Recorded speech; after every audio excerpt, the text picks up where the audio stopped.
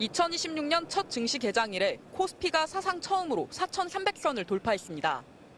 개장 직후부터 역대 최고치를 넘어서더니 계속 오름폭을 키웠습니다. 95포인트, 2% 넘게 올랐습니다.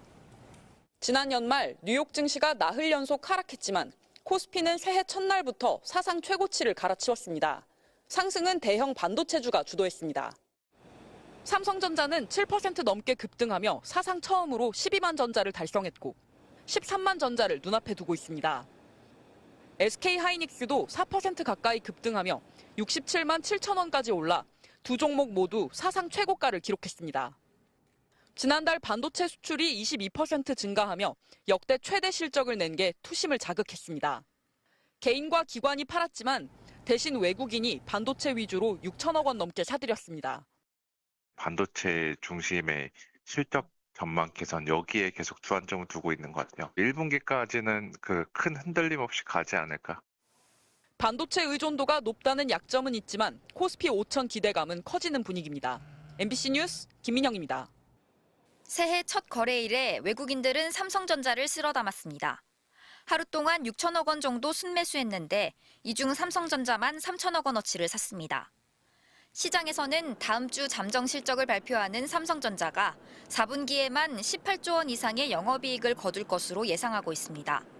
지난 2018년 메모리 호황기에 기록했던 최대 실적을 뛰어넘어 신기록 달성이 확실하다는 겁니다. 올 한 해 실적 전망도 줄줄이 올려잡았습니다. 올해 삼성전자가 최대 130조 원대, SK하이닉스도 100조 원대의 영업이익을 거둘 것으로 기대됩니다. 공급이 줄면서 가격이 올랐고 지금 매출이 이제 급격하게 늘어났고 그게 아마 이렇게 호실적으로 이어지는 데이터 센터 같은 AI 인프라 확장에 메모리 반도체는 필수입니다. 엔비디아와 AMD 등 글로벌 빅테크 기업들이 경쟁적으로 메모리 반도체 확보에 나서면서 말 그대로 수급 전쟁이 벌어진 상황. 올해 물량뿐 아니라 내년 이후에 중장기 물량까지 선점하고 있다는 얘기가 돌 정도입니다. 고객들이 단연 계약을 이렇게 요청하고 이러는 거는 자주 있는 일은 아니거든요. 디램이 모자랄 것이다 이렇게 지금 고객들이 판단하고 있는. 기업들은 호황을 기회로 삼겠다며 각오를 드러냈습니다. 삼성전자는 작년 삼성이 돌아왔다는 평가를 받았다면 올해는 기술 경쟁력을 바탕으로 AI 시대를 선도하겠다고 했고 SK하이닉스는 AI 바람을 타고 더 큰 도전에 나서자고 포부를 밝혔습니다. 시장 전문가들은 상반기까지는 반도체 상승세가 일단 계속될 것으로 보고 있습니다. 반도체 올해 업황이 호황을 지속하느냐 아니면 버블이 깨지면서 갑자기 또 침체 국면으로 들어가느냐 그런 이제 갈림길에 올해가 아마 그런 해가 되지 않을까 생각이 됩니다. 다음 주 개막하는 국제전자제품 박람회 CES는 AI 반도체 판세를 가늠할 격전지가 될 전망입니다. 삼성전자와 SK하이닉스도 차세대 AI 솔루션을 앞세워 치열한 주도권 잡기에 나섭니다. MBC 뉴스 남효정입니다. 정부 수립 첫 해인 1948년 대한민국 수출은 겨우 1,900만 달러였습니다. 올해는 7천억 달러, 3만 6천 배 넘게 성장했습니다.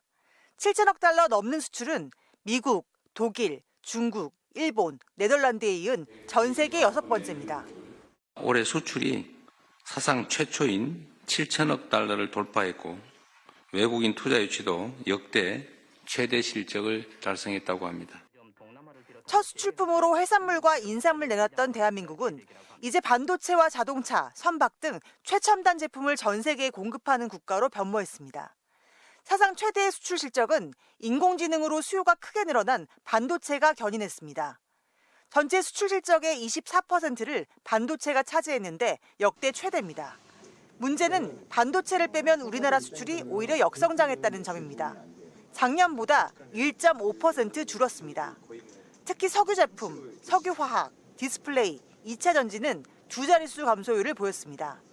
내년에는 어떨까? 이런 수출 구조가 계속될 가능성이 높습니다. 석유 제품과 석유화학, 디스플레이는 중국의 저가 공세로 구조 조정에 들어갔습니다. 2차 전지는 전기차 수요 감소로 수조 원대에 달하는 국내 업체들의 공급 계약이 최근 잇따라 해지되고 있습니다. 반도체 경기에 나라 전체 경제를 의존하는 불안한 상황이 지속될 수 있는 겁니다. 수출 주력 산업들을 일정 부분 다변화해야지만 반도체 산업의 경기가 안 좋아도 우리나라가 경기 침체를 맞을 위험성이 낮아집니다. 산업연구원은 2026년부터 미국의 관세 부과 효과가 본격적으로 나타나기 시작해 수출 실적이 0.5% 감소할 거라며 정부의 확장 정책이 있을 경우 경제가 1.9% 성장할 것이라고 내다봤습니다. MBC 뉴스 오혜정입니다. 삼성전자 주가가 나흘 연속 하락하면서 5만 600원까지 곤두박질 쳤습니다. 종가 기준으로 5만 원 선까지 밀린 건 4년 반 만입니다. HBM 등 차세대 반도체 개발은 미뤄지고 메모리 반도체 가격도 하락세이기 때문입니다. 경쟁력에 대한 우려와 외국인들의 그 매도가 삼성전자에 집중이 되면서 다른 나라보다 낙폭이 크게 나타났습니다. 반도체 대장주의 부진에 코스피 역시 연일 추락하고 있습니다. 전체 거래 종목 가운데 85%가 52주 신저가를 기록할 정도로 하락세가 뚜렷합니다. 우리 주식을 내다 파는 건 외국인들입니다. 트럼프 전 미국 대통령의 당선 이후 달러와 강세가 이어지는 가운데 외국인은 지난 일주일 동안 코스피에서 1조 1천억 원 넘는 주식을 팔아치웠습니다. 우리 증시에서 빠져나간 돈은 뉴욕 증시와 가상자산으로 옮겨가고 있습니다. 장기간 답보 상태인 국내 증시의 실망에 투자자들이 눈을 돌리는 겁니다. 시장에서는 코스피가 바닥권까지 내려왔다는 분석도 나옵니다. 바닥은 향해 가는데 여기서 이제 상승을 하더라도 좀 제한적인, 이게 박스권에서 그냥 박스권 하단부에 지금 머물러 있다라고 보시면 될 것 같아요. 문제는 이 추세를 반등시킬 만한 뚜렷한 동력이 보이지 않는다는 점입니다.